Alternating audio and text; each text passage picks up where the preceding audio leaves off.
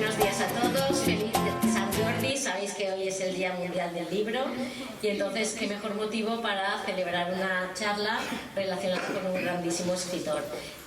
Contamos con la presencia de Isabel Oliver. Os voy a contar un poco su biografía, que es extensa, y con un saxofonista que es Josep Aznar, que nos va a acompañar también durante esta mañana. Entonces, Isabel, os cuento, es graduada en Derecho por la Universidad de Valencia, graduada en Criminología por Valencia, máster en Derecho y Violencia de Género por la Universidad de Valencia, escritora, biógrafa, crítica literaria, poeta, novelista, jurado habitual en diversos premios literarios. Ahí está, ahí está.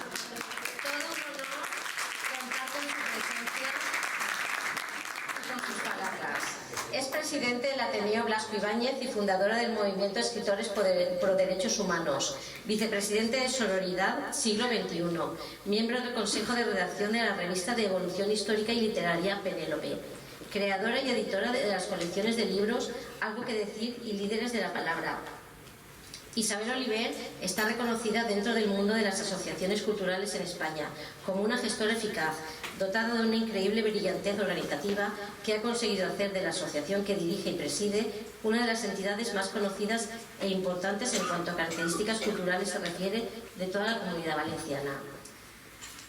Entre sus múltiples méritos y premios y galardones concedidos está Concha de Luz de los Valores de la Vida y Arte de 2017, Pluma de Oro al Mérito Cultural 2018, Premio Fénix Internacional Siglo XXI 2018, Insignia de Oro al Mérito Cultural La Platea 2018, miembro de número y miembro de honor de la Academia Norteamericana de Literatura Moderna Internacional 2019, académica correspondiente de la Academia Internacional de Ciencia, Tecnología, Educación y Humanidades 2019, Gran Hermana de la Palabra Internacional Plumas y Tablas Arica, Chile 2019, embajadora cultural de la ciudad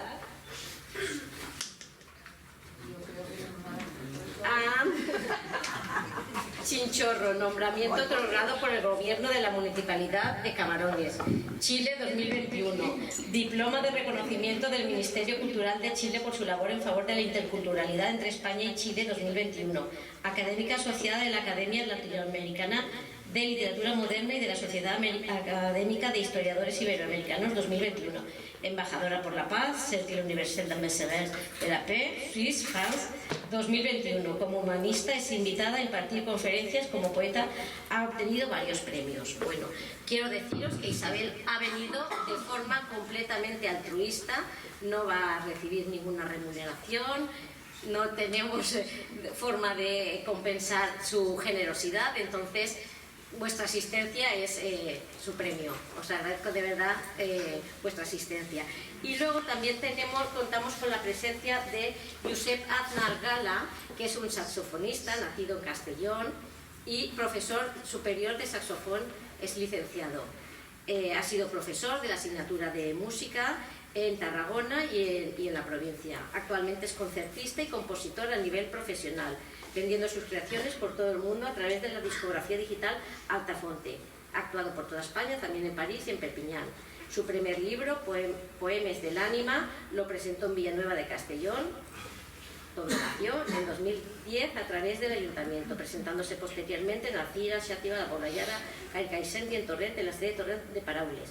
También ha presentado varios CDs a través del Ayuntamiento de Villanueva de Castellón, como Cantal Dia Luchera, Castelló, El meu poble y Laulet. Esto no sé cómo se dice. Cantalia Luchera. Y la abuela pinta. La abuela pinta. No me había reconocido. Bueno, él se ha prestado, él vendrá este año a darnos un concierto por en torno a Navidad. Y entonces contaremos con su presencia también. Muchas gracias y les doy la palabra a Isabel. Gracias, Isabel.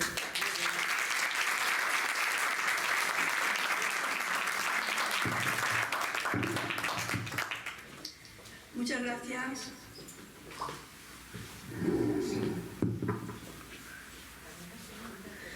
Buenos días y muchas gracias a la directora de este centro, doña Pilar Ebro, y a todos los presentes. Como todos saben, hoy se celebra el Día Mundial del Libro. y esta fecha fue fijada por la UNESCO en 1995.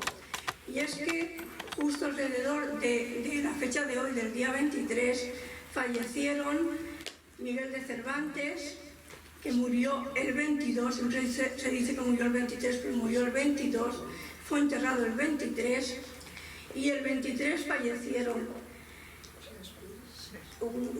William Shakespeare y el Inca Garcilaso de la Vega.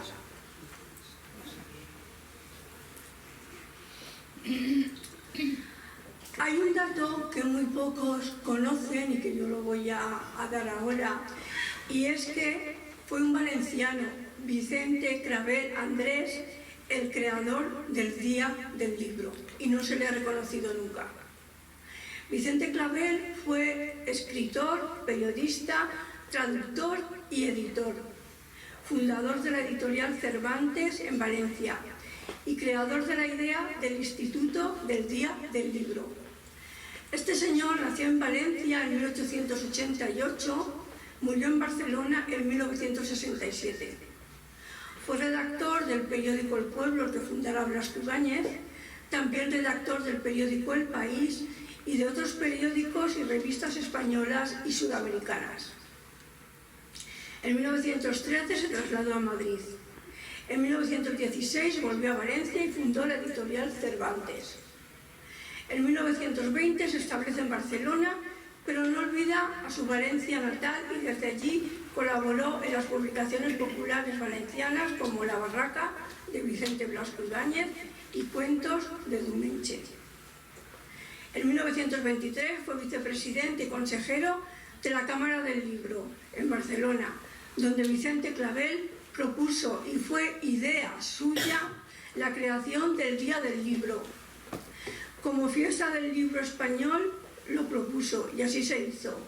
Su intención era fomentar la lectura en todos los ámbitos. Se aprobó esta idea tanto en la Cámara del Libro de Madrid como en la de Barcelona.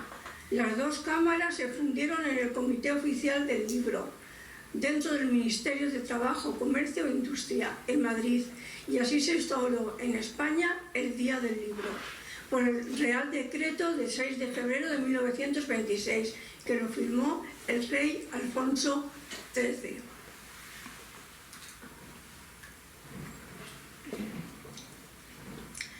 El reglamento fue redactado por el propio Vicente Clavel.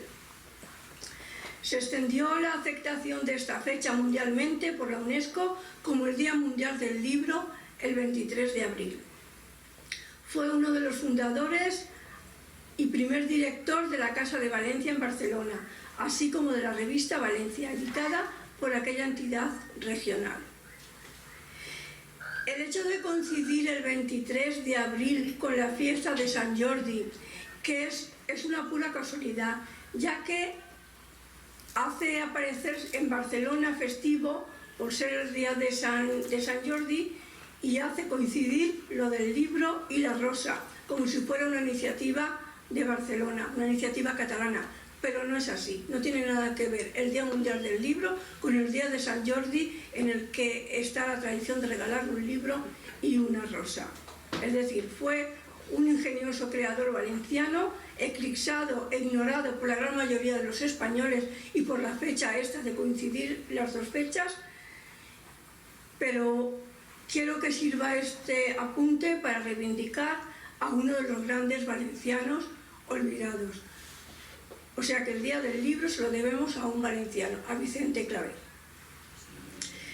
En un principio yo le dije a Pilar que para conmemorar este día, pues me parecía bien que hablásemos de las escritoras españolas del siglo XIX, XX, finales del XVIII también, porque había en ellas algo que no se da en estos tiempos, afortunadamente, y es que en aquella época estaba mal visto que una mujer saliera de las labores de su casa, de cuidar a los hijos, la casa, y dedicarse al marido y escribiese.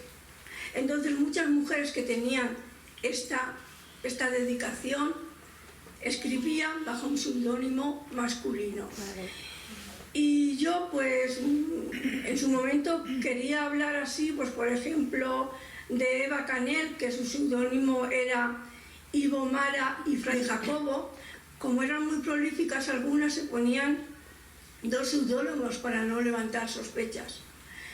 O Carmen Burgos, que el seudónimo era Gabriel Luna y Perico el de los Palotes. Habrán oído mucho hablar el cuento de Perico de los Palotes. Pues no era un hombre, era una mujer la que escribía eso. O Caterina Albert, que se puso su seudónimo Víctor Catalá. Y también Cecilia Boy Ruiz de Larra, cuyo seudónimo fue Fernán Caballero, otra escritora que siempre se la ha tenido como un gran escritor español, pero era una mujer. Pero tras considerar estas circunstancias pensé que tenemos aquí, muy cerca, en la playa de la Malvarrosa, la casa de un gran escritor universal, nacido en Valencia, que vivió aquí en la Malvarrosa, al que todos conocemos y queremos, y también es el patrono de la asociación que yo dirijo, el Ateneo Blasco Ibáñez, y le pregunté a Pilar si le parecería mejor que hablase de Vicente Blasco Ibáñez, porque me parecía que el hablar de la vida y la obra de Vicente Blasco Ibáñez como político y escritor comprometido sería importante para ustedes, y a lo mejor les interesaría más que oír hablar de personalidades importantes, pero que no nos dicen prácticamente nada en este momento. Bueno, pues comienzo diciendo que la figura de Blasco político y Blasco escritor son indisociables. Si tuviésemos que discernir cuál de las dos figuras nació antes, yo diría que la de escritor, pero todos sabemos que se inició primero como político. Como yo digo, que un 50% de lo que la persona será en el futuro está en los genes y el otro 50% se reparte entre la educación y las circunstancias que le toca vivir, entiendo que es necesario, para entrar en situación, hablar un poco de quiénes eran los padres de Vicente Blasco Ibáñez, quiénes eran, de dónde venían, cuál era su educación.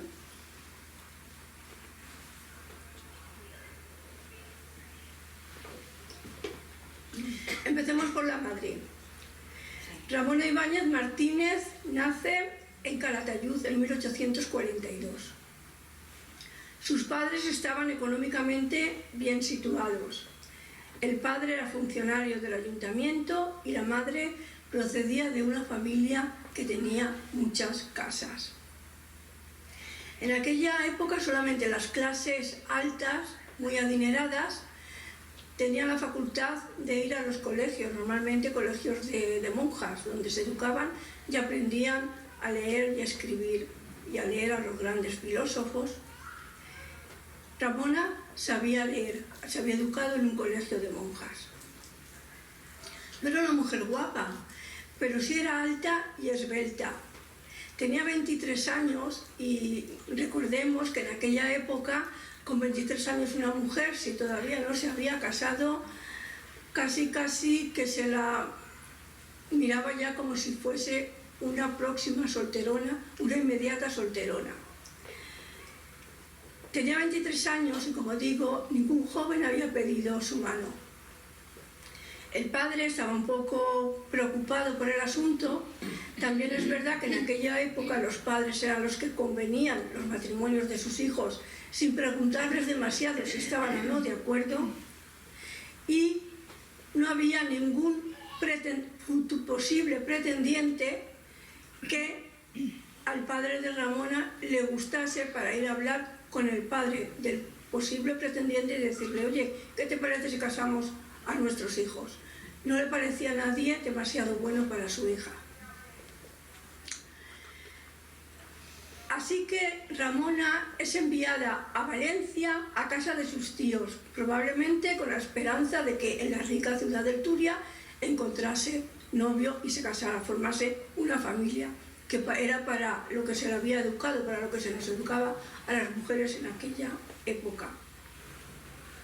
Su tío, Mariano Cabrerizo, es editor, librero y político liberal.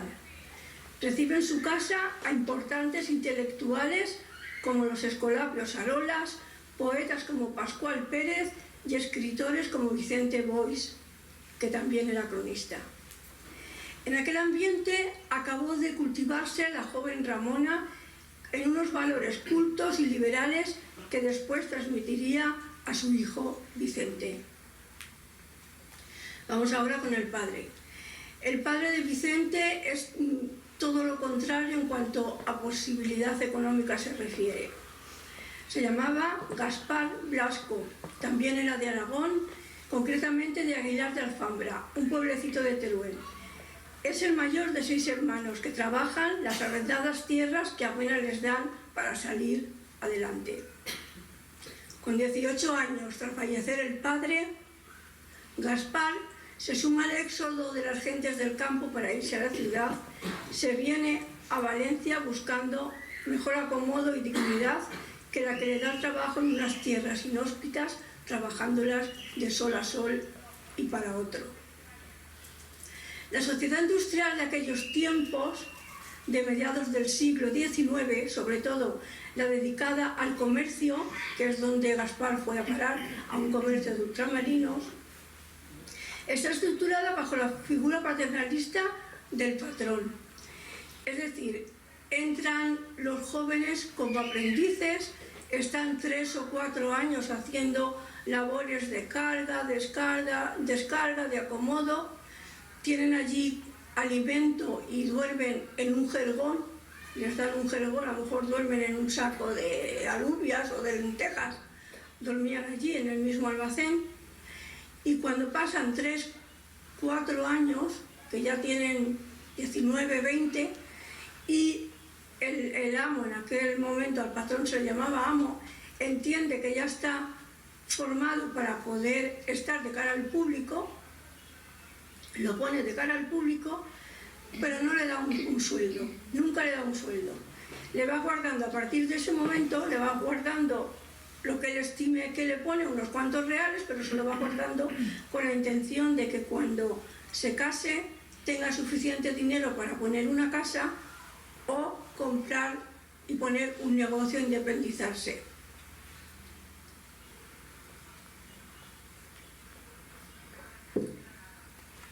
Bien, pues la tía de Ramona iba mucho a esta tienda de ultramarinos a comprar. Y cuando ya Gaspar estaba de cara al público, era un chico muy guapo, era un chico muy atento, pues sabía tratar muy bien a las señoras, y a aquella mujer le parece que sería un buen futuro marido para su sobrina. Le escribe a los padres de Ramona y, muy a regañadientes, consienten en que el matrimonio se lleve a cabo.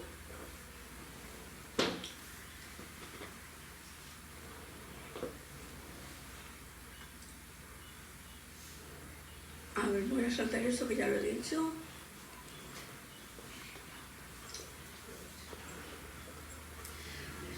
Los jóvenes contra el matrimonio a primeros de enero de 1866 en la popular iglesia de los Santos Juanes y se instalan en el número 8 de la calle de la Jabonería Nueva, situada muy cerca del mercado central, en la entreplanta de la tienda de ultramarinos que Gaspar acaba de adquirir.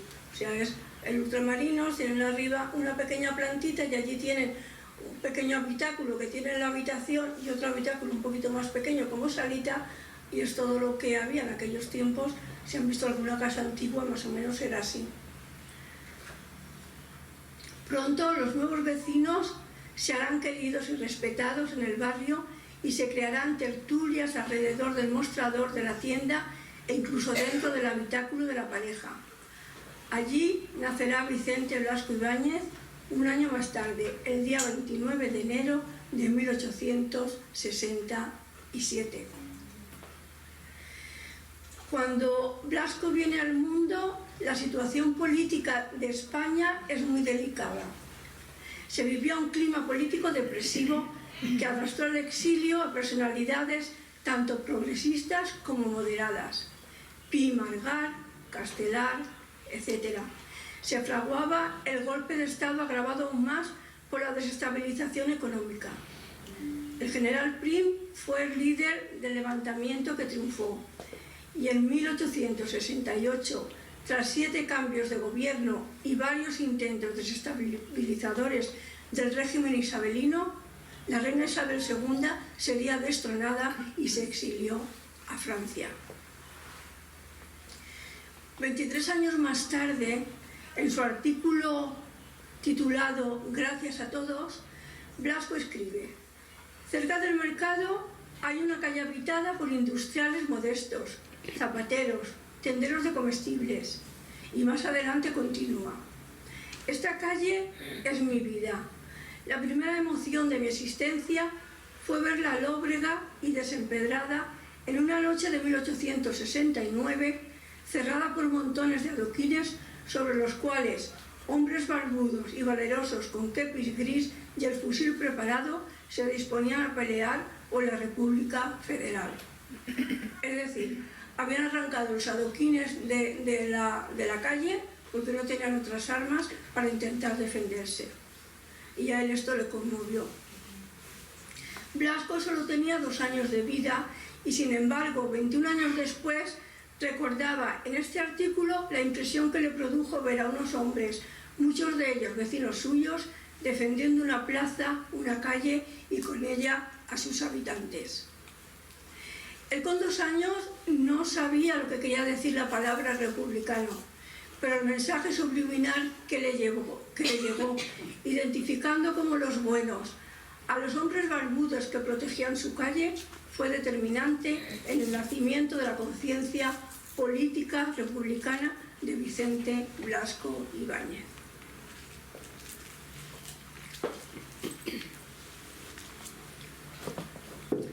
El general Prim había ordenado el desarme de todas las milicias. El 20 de septiembre era asesinado en Tarragona el secretario del gobernador Raimundo Reyes. 6 días más tarde salía publicado una circular en la Gaceta prohibiendo las manifestaciones republicanas, ya que se achacaba a esta formación la muerte acaecida. Se sublevaron los batallones sicilianos de Asturias, Galicia, Barcelona, Zaragoza y Alicante. Valencia lo hizo cuando el capitán general procedió al desarme. Ya ven el clima político que había. Cuando llegamos a la España de la Restauración, en 1875, Blasco tiene 8 años. Es un niño avispado que gusta escuchar las conversaciones de los mayores. Ya hemos dicho antes que en la trastienda se reunían alrededor del mostrador, muchas veces arriba, en el habitáculo que habitaban los padres de Blasco Ibáñez, personas republicanas en las que hablaban acerca de lo que era más conveniente para España en aquel momento. Entonces él, detrás de las puertas, escuchaba y llevaba tiempo oyendo hablar de las ventajas de la soberanía popular frente a la opresión monárquica. La gente habla de libertad de prensa, de sufragio universal, de la ley Benot sobre el trabajo infantil y de la mujer, de la abolición de la esclavitud en Cuba, de la supresión de quintas y de consumos, de la libertad religiosa, etc. Ve a la gente esperanzada e intuye que todo eso es bueno. Ahora voy a hablar del miedo al retorno de la monarquía y palpa el desconcierto en la gente que sigue departiendo en las tertulias de su casa. Blasco político se gesta en el ambiente republicano de su entorno y se parirá a sí mismo años más tarde a través de sus escritos y sus manifestaciones activas. Porque, como yo digo, un político no lo es desde el momento de la obtención de un carnet como militante en un partido. ni tampoco desde que ocupa un cargo medio en ese mismo partido, ni cuando llega a una directiva del mismo, ni siquiera cuando obtiene el acta de diputado, ni aun cuando llega a ser presidente del gobierno. Una persona se convierte en político cuando toma conciencia de que sus convicciones han crecido tanto dentro de ella que le obligan a comprometerse activamente en defender los derechos de la sociedad. Eso es para mí un político.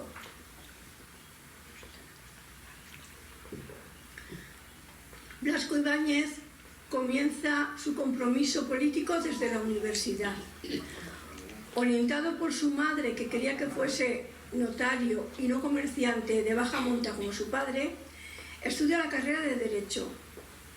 No es buen estudiante, hace continuos novillos y dedica mucho de su tiempo a apoyar desde la universidad las frecuentes huelgas de los trabajadores gremiales que piden un salario más justo y suma así con sus proclamas la cesión estudiantil. Blasco es un abanderado, un conductor de masas que en esta y otras manifestaciones estudiantiles pone al servicio de la causa republicana su ardor juvenil. Yo decía al principio que en Blasco la palabra escrita y la política son indisociables. Bien, pues con 17 años ya se sentó en el banquillo de los acusados como reo de lesa majestad por escribir un soneto contra todas las monarquías. Y le seguirán otras ocasiones a lo largo de su vida en las que sería encarcelado y otras en las que se exiliaría por no serlo. Su ardor republicano lo llevará en 1887, con 20 años de edad, a ser elegido presidente de las Juventudes Republicanas. Blasco es un admirador ferviente de Ruiz Zorrilla, jefe del Partido Progresista. Zorrilla es un hombre admirado por todos y tenido como ejemplo a seguir por su republicanismo puro, imbuido de austeridad y honradez. Pero su pensamiento político tomará partido por Pi y Margall, ya que, según él, predicaba una república federal, y él estaba más de acuerdo con eso. Blasco escribe: la afición al estudio me llevó a buscar nuevos horizontes. Leí las inmortales obras de Pi y Margall, vi en ellas que la república sin el sistema federal es la democracia incompleta. Me convencí, después de grandes reflexiones, que en la realización de tales doctrinas consistía la revolución necesaria para España y entré en el Partido Federal. El tiempo destinado al título de esta conferencia no permite hacer un análisis en profundidad de la personalidad humana, política y literaria de Vicente Blasco Ibáñez. Sirvan estos breves apuntes como homenaje a un hombre republicano que desde su más tierna infancia escogió los ideales democráticos de la Revolución Francesa: libertad, igualdad y fraternidad, y puso al servicio de estos tres sagrados valores su talento como escritor, denunciando las grandes carencias precisamente de libertad, igualdad y fraternidad que sufría la capa española más modesta de la sociedad. Para ello fundó dos periódicos: La Bandera Federal, con solo 23 años, y El Pueblo. Para ello escribió primero las novelas regionales y después las sociales. Blasco piensa que la monarquía es el origen de todos los males endémicos que sufre España, y la mejor manera de dejar patente su compromiso de rechazo ante aquella situación es fundar un periódico donde pueda expresar lo que piensa al respecto, orientándolo hacia el republicanismo. Corre el año 1900. 4 años más tarde funda el periódico El Pueblo. Fue incautado en 1936, le sobrevivió 8 años. Él escribe de esta manera, recordando aquellos años. Aquellos años, digo, a partir de 1891, están llenos de aventuras, a veces peligrosas, conspiraciones y viajes de propaganda, mítines y procesos. ¿Cuántas veces suspendieron mi periódico? No lo sabría decir exactamente. mas calculando el tiempo que fui a la cárcel por días, semanas y meses, puedo afirmar que la tercera parte de aquel periodo heroico de mi existencia lo pasé a la sombra o huyendo. El periódico El Pueblo fue un instrumento de educación e información para la sociedad. En él se publicaban, además de artículos, novelas, cuentos y poemas por capítulos diarios. Llegaron a publicar escritores tan afamados como Pardo Bazán, Galdós, Zola, Ferran Caballero, Tolstoy. En aquella época, Blasco conoció la más absoluta pobreza. Su padre, Gaspar, traspasó una de sus tiendas para ayudar a su hijo y nunca dejó de socorrerle en esos años. Podemos ver aquí también que en 23 años Gaspar, el padre de Blasco Ibáñez, había prosperado bastante ya que tenía 3 ultramarinos. Blasco tuvo que dejar la casa donde vivía y trasladarse con su familia a la redacción del periódico. La misma sala servía de taller rotativo y de salón. Prometió a su familia que pronto tendrían una casa nueva y esa promesa la cumplió unos años después. Se hizo construir la Casa de la Malvarrosa, lugar donde hoy tenemos en Valencia la Casa Museo de Blasco Ibáñez y donde todavía hay algunas de las pertenencias con las que él habitualmente trabajaba todos los días. Está la mesa en la que estudiaba y hay algunos enseres que él trataba en aquel momento, una silla muy bonita y tal. A pesar de esta época de penuria económica, Blasco no dejó nunca de ayudar buenamente a los que tenían menos que él. Recogió de la calle a unos golfillos y les dio de techo el cobertizo de lo que hasta ahora había sido la redacción y taller del periódico. Es verdad también que estos golfillos le ayudaban a distribuir los periódicos. A un escritor comprometido no le basta con airear las situaciones vergonzantes e injustas. Se va implicando tanto que llega un momento en que se da cuenta de que la crítica por sí sola no basta frente a los argumentos legales del poder. Tiene que formar parte del juego político de ese poder para, desde la legalidad, favorecer el cambio. Solo que Blasco Ibáñez es capaz de llevar sendas tareas parejas. En 1898 fue elegido diputado a Cortes. Las juntas municipales del partido Fusión Republicana comprueban que de cara a las próximas elecciones tiene asegurados 2 diputados y deciden que uno de ellos ha de ser Blasco Ibáñez. La proclama de presentación fue como sigue. Conocéis al literato insigne, al irreductible periodista, al ardiente patriota, al propagandista infatigable y al valenciano de cuerpo entero en quien tan justificadas esperanzas fundamos todos. Sin embargo, Blasco estaba por otra labor, estaba por la labor del periódico. Como responsable del periódico El Pueblo, él entendía que el fervor que despertaba en la gente por medio del periódico era más interesante que ser diputado. Pero, teniendo en cuenta que la gente le aclamaba y quería que fuese diputado, además pensó que al tener inmunidad política no entraría tantas veces en la cárcel, por lo menos mientras estuviese en la legislatura esto no ocurriría. El compromiso político de Blasco con la ciudadanía estaba en denunciar en sus artículos y a través de sus novelas, así como en sus encendidas manifestaciones verbales, la clara desventaja entre las clases privilegiadas y las gentes del pueblo llano. Blasco será elegido durante 7 legislaturas y los trabajos que implantó y las reformas que impulsó llegan hasta nuestros días para el orgullo de Valencia y de todos los valencianos.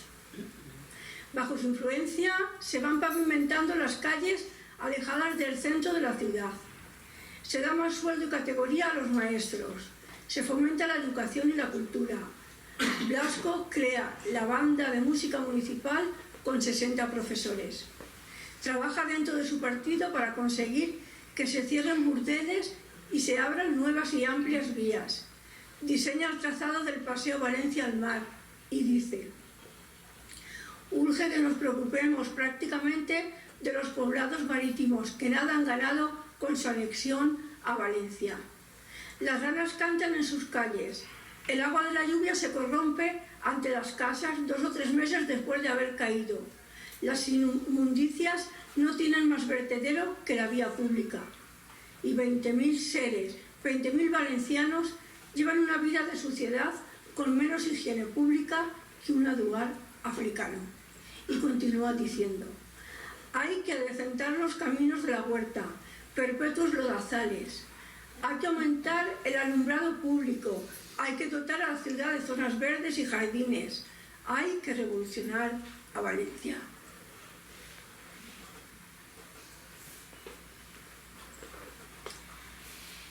Todos sabemos que durante su mandato como servidor de las Cortes Valencianas se llevaron a cabo algunos de estos proyectos y otros todavía hoy están sin acabar, como el trazado del Paseo Valencia al mar, que se ha detenido a su paso por el Cabañal.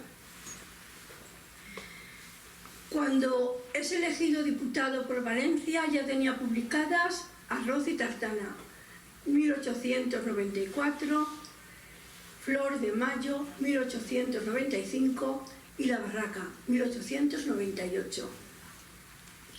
Presenta en la primera el retrato de la clase burguesa valenciana, rodeándola de un ambiente festivo y de falso Fausto que esconde muchas veces las miserias de una clase económicamente desheredada que se niega a descender en su posición social.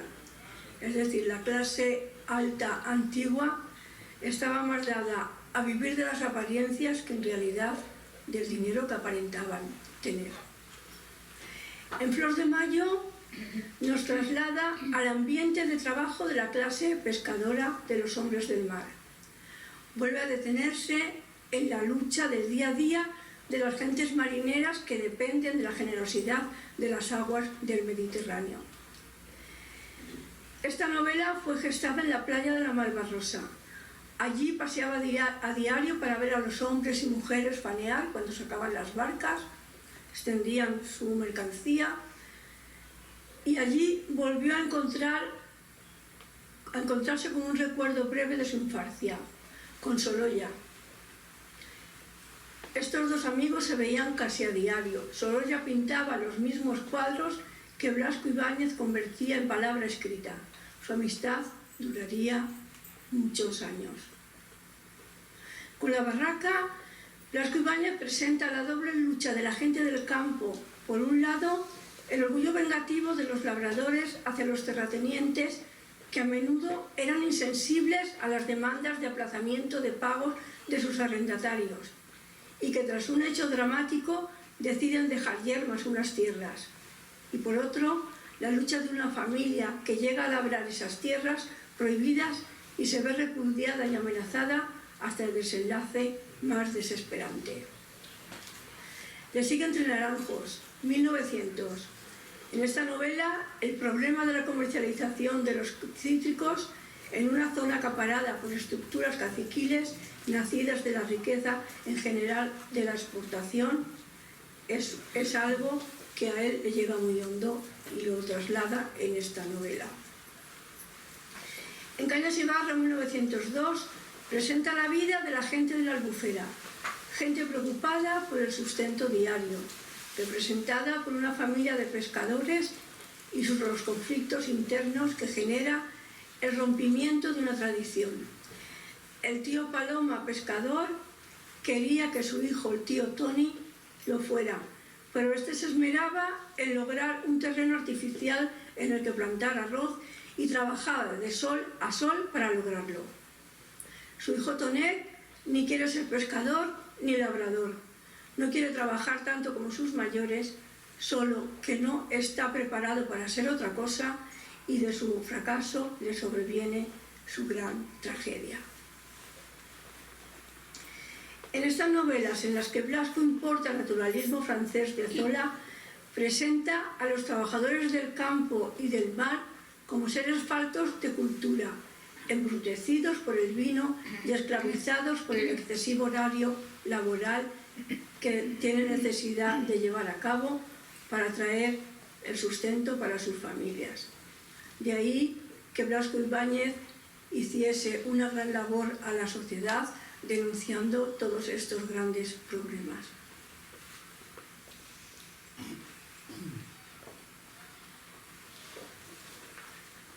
El compromiso político de Blasco pasa por procurar cultura a esas gentes. Lo hace instituyendo en 1903 la Universidad Popular y fundando las escuelas de pescadores. O sea que la Universidad Popular se la debemos a él, y las escuelas del Pósito de Pescadores también. Esa escuela he ido yo junto con mis hermanas cuando éramos pequeñas. Yo he dicho muchas veces al analizar esta conducta de excesivo celo por la cultura que manifestaba Blasco, que debía creer, y así trataba de hacerlo entender, que en una sociedad culta es más difícil la manipulación, que a través de la cultura se adquiere la capacidad de comparar y por tanto de elegir, que una sociedad culta hace a sus componentes libres.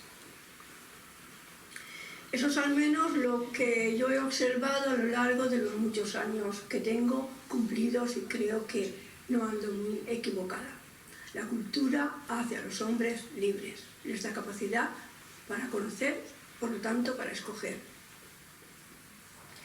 Continúa Blasco Ibáñez con las novelas sociales La Catedral, El Intruso, La Bodega y La Horda. No es que los regionales no fueran también sociales, es que ahora el escritor va más lejos. Ahora sale de la región valenciana, se adentra en los problemas nacionales, escoge las provincias de Toledo, Bilbao, Cádiz y Madrid para hablarnos de las situaciones adversas sobrevenidas en el periodo de la Restauración. Vendrá su ciclo de conferencias en Argentina. En Buenos Aires se le recibe con gran júbilo popular. Su leyenda de republicano perseguido, de caballero entregado a amoríos, de hombre valiente en los duelos, le habrá granjeado un clima y admiración entre la colonia de españoles y también entre los argentinos. En 9 meses pronuncia más de 100 discursos, a los que seguirá su malogrado intento de colonizador. La Primera Guerra Mundial estalla Blasco casi recién llegado a París. Blasco ama a Francia por ser la de los derechos del hombre, por ser ella la impulsora del republicanismo más romántico. A Blasco le duele en lo más hondo de su humanidad verla invadida por los alemanes, los enemigos de la democracia. Blasco domina el periodismo de compromiso y una vez más escribe artículos que envía a su periódico El Pueblo. Lo hace como corresponsal de guerra y de esa manera envía crónicas desde el frente. Y ocurre algo muy curioso, y es que en un rápido viaje a Madrid y Barcelona para arreglar unas cuestiones editoriales se da cuenta del gran poder político que conserva en un amplio sector de la sociedad española. Y este sector de la sociedad española teme que, debido a sus escritos como corresponsal, España entre en guerra. Cabe preguntarse si Blasco no hubiese muerto 3 años antes de la llegada de la Segunda República, si habríamos conocido los últimos 40 años de dictadura, porque posiblemente, siendo una alta personalidad tan conocida y reconocida mundialmente, habría sido él el llamado a formar gobierno, y los destinos de España probablemente habrían sido muy distintos. De la experiencia vivida en este viaje y de su participación activa como corresponsal de guerra, nacerá la novela que le hará universalmente famoso, Los 4 jinetes del Apocalipsis. No voy a extenderme más haciendo un repaso por esta y otras novelas, ya que el objetivo de presentar a Vicente Blasco Ibáñez como político y escritor comprometido creo que está logrado. Desde muy joven fue político y lo fue desde sus protestas revolucionarias, desde sus pasquines republicanos, desde su militancia política y desde sus actos de diputado. Y fue un escritor político porque desde su compromiso con los valores de la libertad, la igualdad y la solidaridad, empeñó su talento con la pluma en luchar por los derechos humanos con el deseo de elevar el estado de bienestar de la gente más desfavorecida. En mayo de 1921, el alcalde de Valencia, Ricardo Samper, programa para él una semana de homenajes y dice: el día 15 llegará a nuestra ciudad, después de largos años de ausencia, el insigne novelista Vicente Blasco Ibáñez. Vuelve como un héroe de la antigüedad, aclamado por todos los pueblos, investido con los trofeos de la más fulminante victoria que el mundo ha dispensado a un literato español.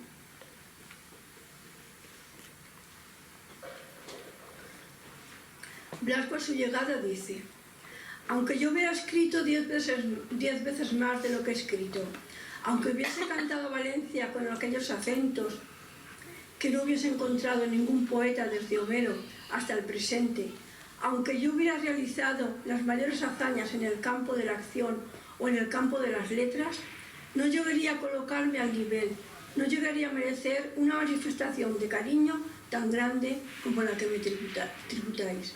Y continúa diciendo: he vivido fuera de Valencia, pero sintiendo siempre su nostalgia, recordándola siempre, y cuando yo viajaba por lejanas tierras cubiertas de nieve, por otras en las que florece el naranjo o eleva la palmera el verde surtidor de sus palmas, pensaba yo con angustia que si moría allí me enterrarían en aquella tierra lejana. Y añade: quiero descansar en el más modesto cementerio valenciano junto al Mare Nostrum que llenó de ideal mi espíritu. Quiero que mi cuerpo se confunda con esta tierra de Valencia que es el amor de mis amores. Sin embargo, no fue en Valencia, sino en Mentón, donde falleció víctima de una bronconeumonía cuando se disponía a escribir lo que él decía que sería su novela cumbre, la más importante que había escrito nunca y que la llamaría La juventud del mundo. El 28 de enero de 1928, Blasco se incorpora bruscamente de la cama y grita: ¿veis las carabelas? Es Víctor Hugo, que pase, decidle que pase. Y dejándose caer sobre la almohada exclama: mi jardín, y expiró. Al día siguiente todos los periódicos del mundo llevan en su primera página esta frase: Blasco Ibáñez ha muerto. El ABC dice: con Blasco Ibáñez desaparece para no encontrar sustituto en muchas décadas no solo el primer novelista español, sino el único valor universal legítimo de nuestra literatura contemporánea, que España podía ostentar fuera y dentro de ella. Blasco Ibáñez se incorpora inmortalmente a las grandes figuras de la literatura que las demás naciones han otorgado a la historia a través de los siglos. ¿Acaso nadie como Blasco Ibáñez en la literatura española ha sido el exaltador de las muchedumbres, el cantor de las grandes gestas sociales y de los ideales eternos? 5 años más tarde, en 1933, todos los periódicos del mundo se hacían eco de una noticia. Reproduzco escuetamente la de uno de ellos. El 29 de octubre llegaron a nuestro puerto los restos mortales de Vicente Blasco Ibáñez, fallecido en 1928 en la ciudad francesa de Mentón. A hombros de 22 hombres fue trasladado por todo el camino del Grao hasta Valencia, en medio de una de las más impresionantes manifestaciones de duelo que se recuerdan.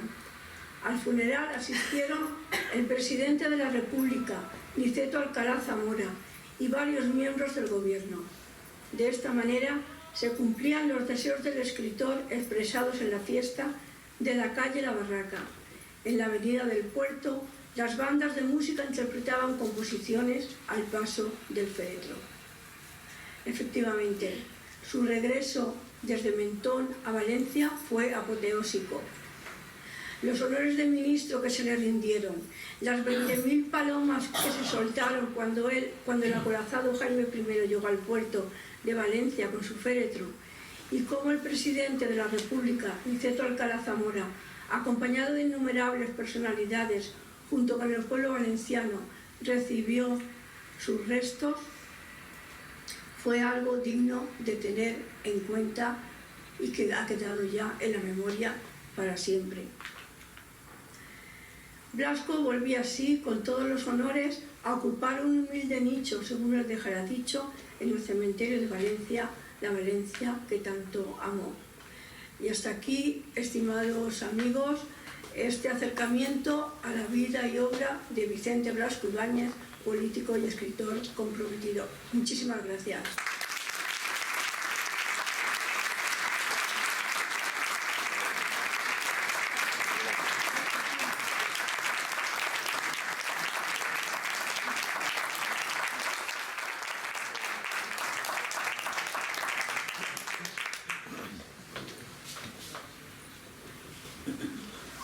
A escuchar, como ha dicho antes la directora Pilar Ebro, a Josep Aznar. Es un miembro muy activo del Ateneo Blasco Ibáñez. Ya dije la última vez que estuve aquí con ustedes que en el Ateneo Blasco Ibáñez tenemos a grandes artistas y escritores. Tenemos a Miguel García Casas, que está llevando la cámara, es un gran barítono. Otro día cuando venga, vendrá él y les cantará, es fantástico. Tenemos a Josep Aznar, que también canta muy bien, pero que esta vez lo que va a hacer va a ser tocar, porque es catedrático de saxofón. Verán qué maravillosamente lo hace. Y tenemos ya conocen a Margarita, que estuvo conmigo la otra vez, la soprano Margarita, maravillosamente que lo hizo. Estoy muy orgullosa de la gente que tengo en el Ateneo Blasco Ibáñez, no pierdo oportunidad de decirlo, son todos fantásticos. Cuando quieras.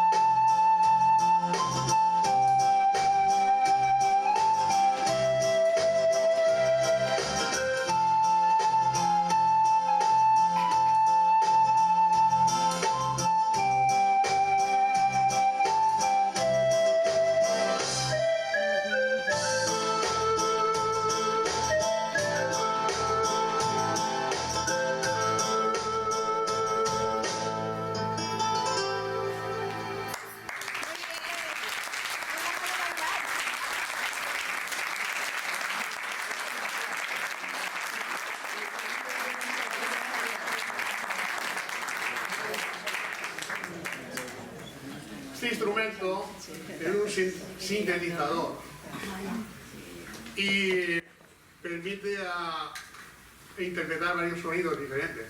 En este caso era tipo flauta de pan, así que nos recuerda a las montañas del Perú, donde viene la canción esta, el cóndor. El vuelo del cóndor. Ahora les voy a interpretar una canción que seguro que conocéis, que conocen todos ustedes. Y fue un gran éxito de 1972 en España.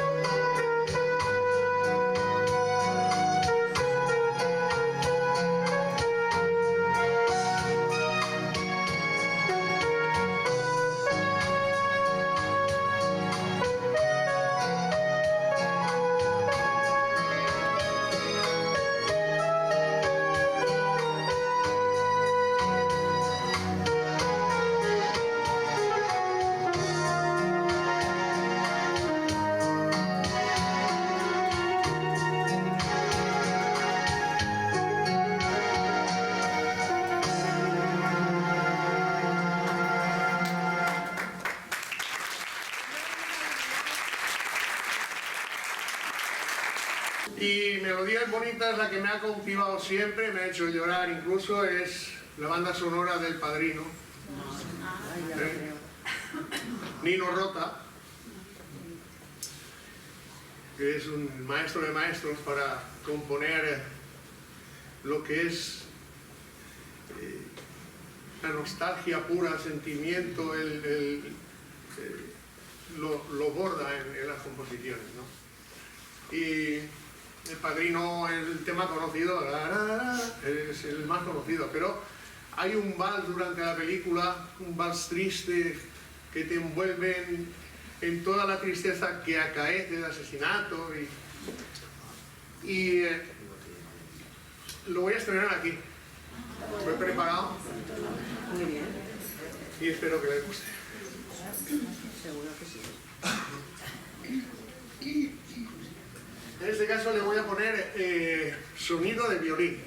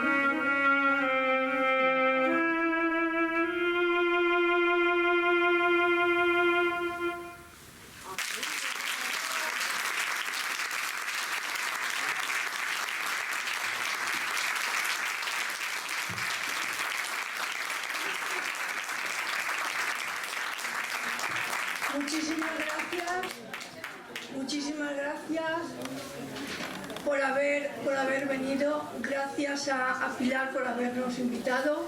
Sabe que estamos a su disposición. Siempre que queráis algo de nosotros, nos tenéis.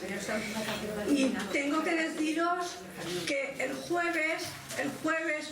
este jueves próximo, a las 6:15 de la tarde, celebramos el Día del Libro. Vamos a tener allí el libro del El Quijote de la Mancha y todas las personas que vengan subirán al estrado y leerán una página.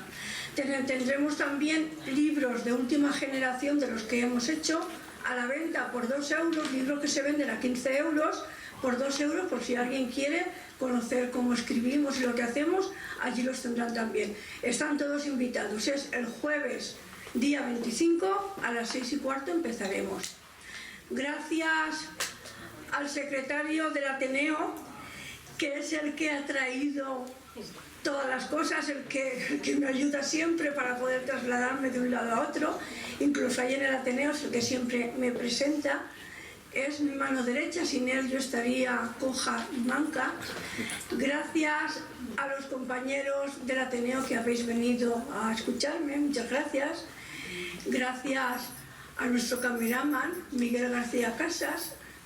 Por supuesto, hemos quedado encantados. Bueno, yo estoy encantada siempre que te escucho, pero bueno, has dejado encantado al público, Josep, muchísimas gracias. No tienes que traer más a este señor. Yo Pues cuando escuché a Miguel cantar, menudo barítono que tenemos, o sea que... Y nada, Pilar, el micrófono para ti y muchísimas gracias. Muy agradecida. Muchísimas gracias a vosotros, de verdad. No podemos estar más agradecidos por el honor de teneros aquí, de poder disfrutar de vuestra sabiduría, de vuestros conocimientos. Gracias por compartirlos y por ayudar a difundir la cultura. Esta es vuestra casa, siempre estáis invitados. Vienen de forma absolutamente altruista y por eso tiene muchísimo más valor. Muchas gracias, de verdad.